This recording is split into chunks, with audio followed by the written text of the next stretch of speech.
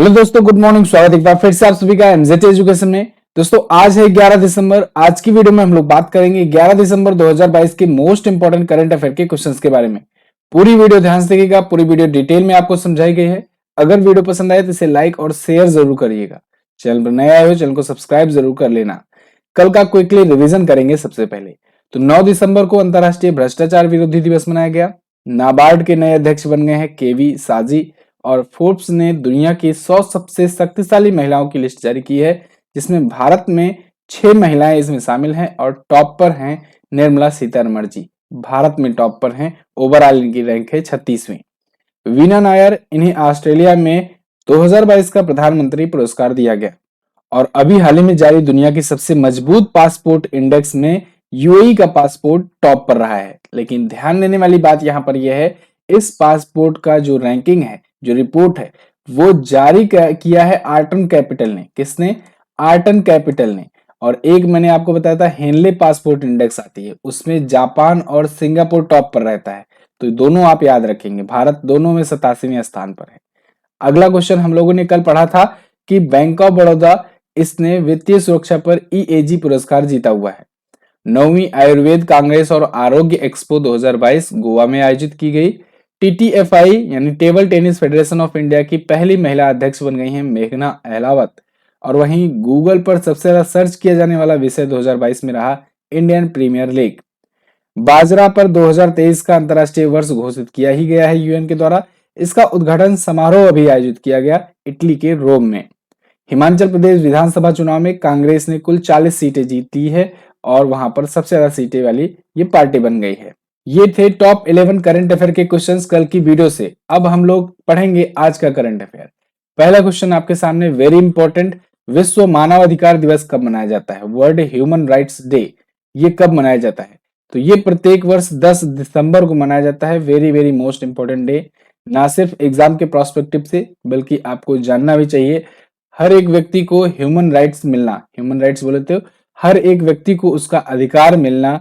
अगर किसी का अधिकारों का हनन हो रहा है तो वो उसकी शिकायत भी कर सकता है। और ये सभी जो है ह्यूमन राइट्स जो हैं, ये बहुत जरूरी है हमारे समाज में हर एक व्यक्ति को जानना और हर एक व्यक्ति की रिस्पेक्ट करना, उसके ह्यूमन राइट्स की, साथ ही साथ उसकी प्राइवेसी की, इन सब चीजों की हर एक व्यक्ति को एक दूसरे के प्रति रिस्पेक्ट रखनी चाहिए और ध्यान रखना चाहिए। तो वर्ल्ड ह्यूमन राइट्स डे जो है मानव अधिकारों के लिए मनाया जाता है।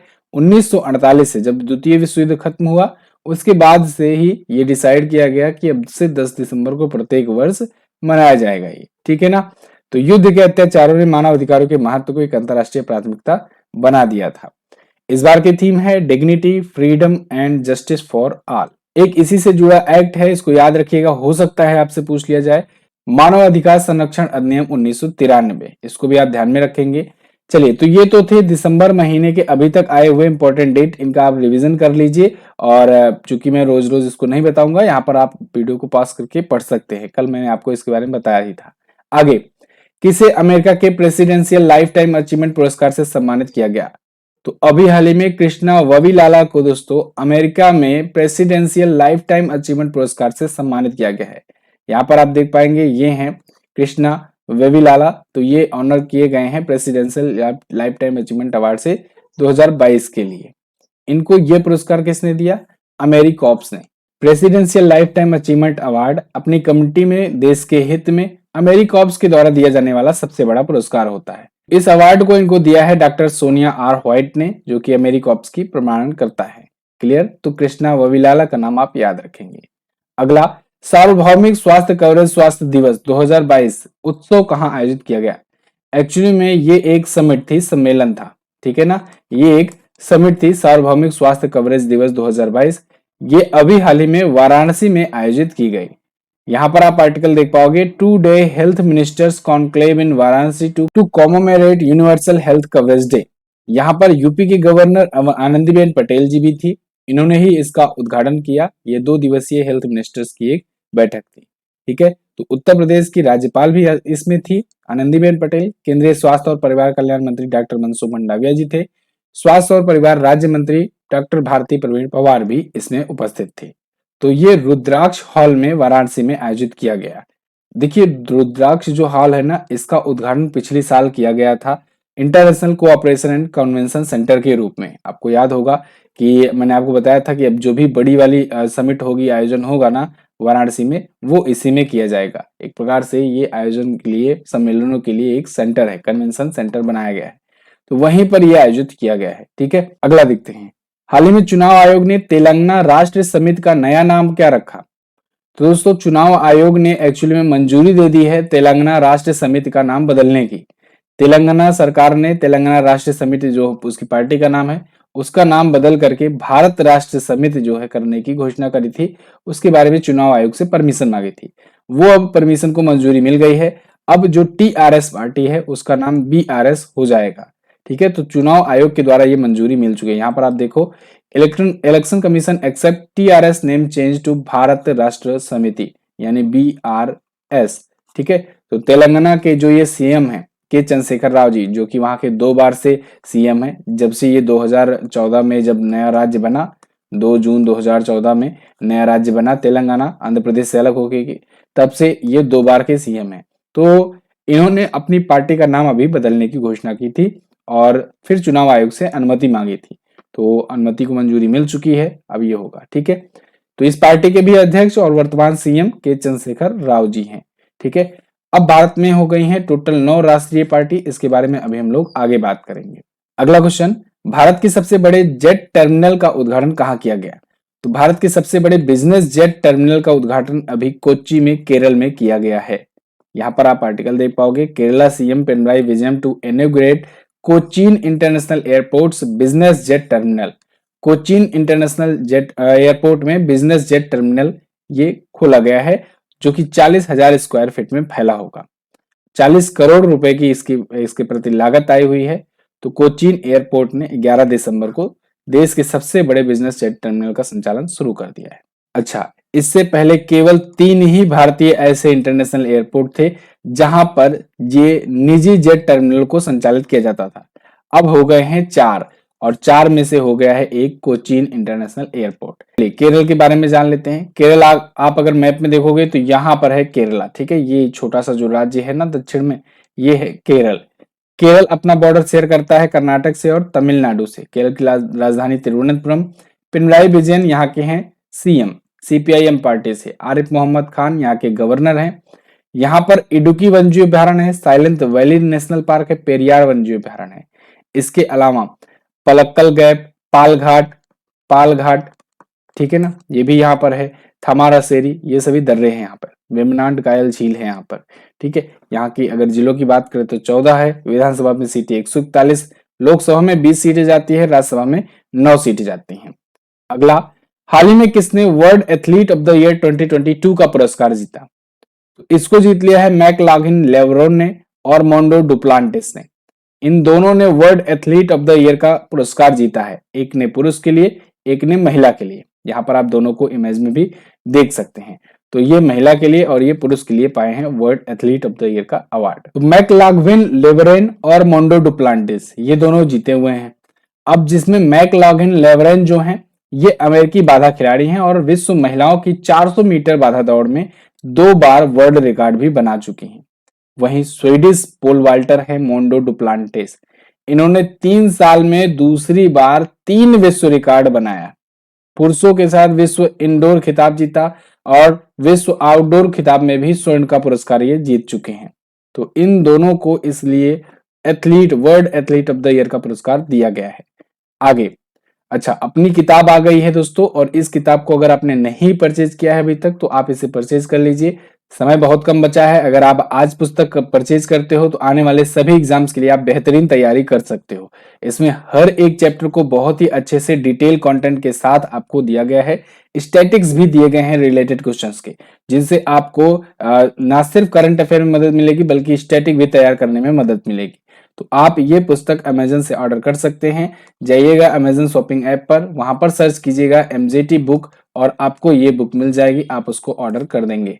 चलिए आगे बढ़ते हैं। अगला है, हाल ही में किस बैंक ने जेंडर टूल किट लॉन्च किया?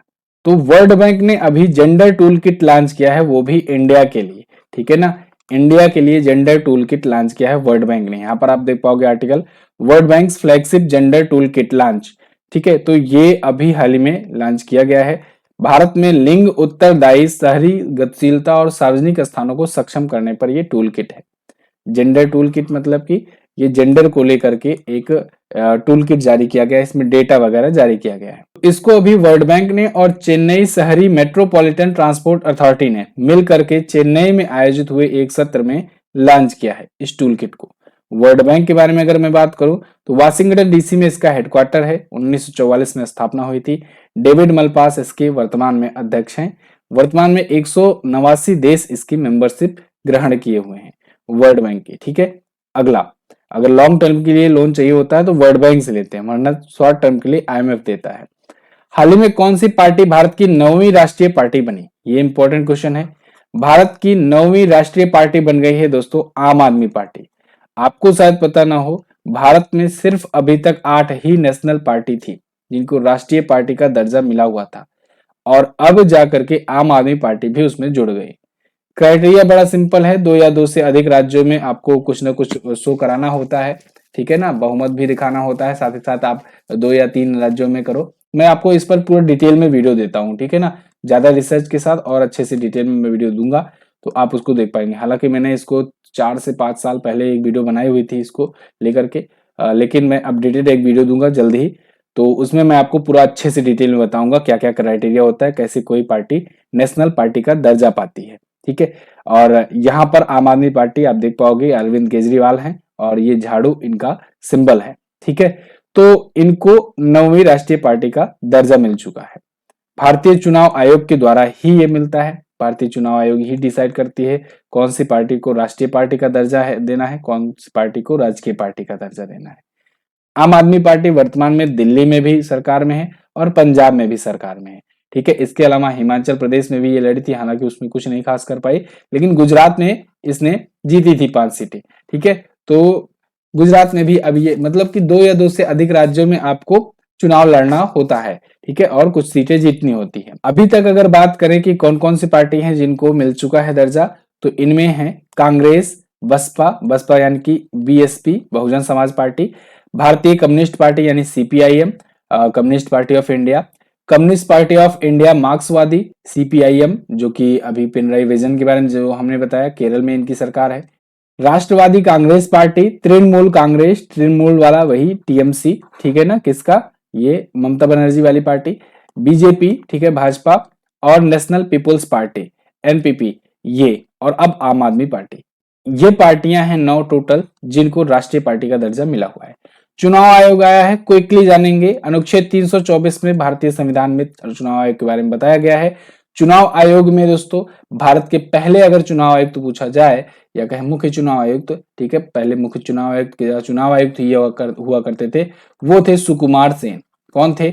सुकुमार सेन जी थे। ठीक है, अभी वर्तमान में मुख्य चुनाव आयुक्त हैं राजीव कुमार, और इनकी सहायता के लिए, राजीव कुमार की सहायता के लिए 2 चुनाव आयुक्त हैं। एक तो हैं अनूप चंद्र पांडे जी, और एक अभी नए नियुक्त किए गए हैं अरुण गोयल। ठीक है, तो 2 चुनाव आयुक्त, एक मुख्य चुनाव आयुक्त भी आप याद रखेंगे, इंपॉर्टेंट है। आगे बढ़ जाते हैं। हाल ही में यूके और इटली ने किस देश के साथ 2035 तक 6ठी पीढ़ी की लड़ाकू विमान बनाने के लिए हाथ मिलाया है? तो दोस्तों अभी हाल ही में यूके, इटली और जापान, ये 3 देश मिल करके घोषणा किए हैं कि 2035 तक 6th जनरेशन के फाइटर जेट्स बनाएंगे। ये सब मिल करके बनाएंगे, ठीक है, 2035 तक। अब ये जो 6th जनरेशन का फाइटर प्लेन होगा, फाइटर जेट होगा, ये हाइपरसोनिक मिसाइल्स भी कैरी करने में सक्षम होगा।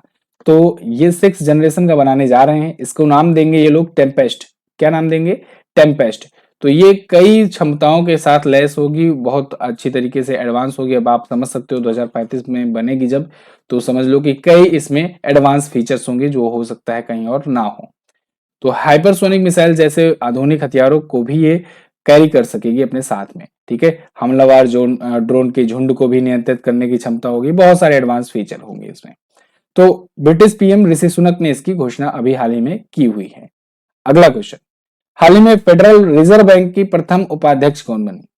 वो बन गई हैं सुष्मिता शुक्ला।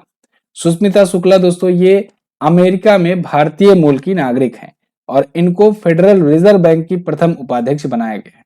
अब आप सोचेंगे ये क्वेश्चन इंपॉर्टेंट क्यों है, इसको सर आपने क्यों लिया?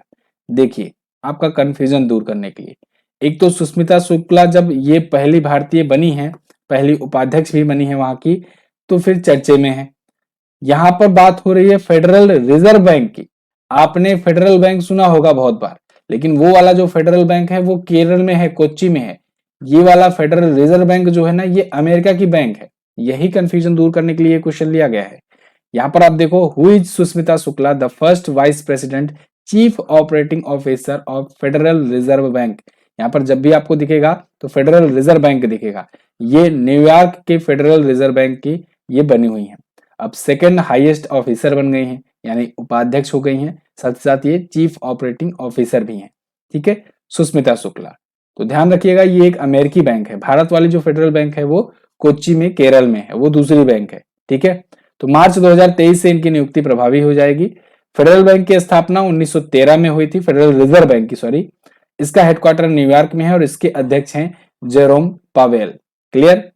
ये तो थे दोस्तों आज के दिन के टॉप 10 करंट अफेयर के क्वेश्चंस। आई होप आपको वीडियो पसंद आई होगी, हेल्पफुल लगी होगी। अगर वीडियो पसंद आई है तो लाइक और शेयर जरूर कर देना। कल मैंने आपसे पूछा था गुजरात राज्य में विधानसभा सीटों की संख्या कितनी है, तो आप लोगों ने बताया 182। Very good. टाइम पत्रिका ने 2021 का पर्सन ऑफ द ईयर किसे नामित किया? एलन मस्क ने को।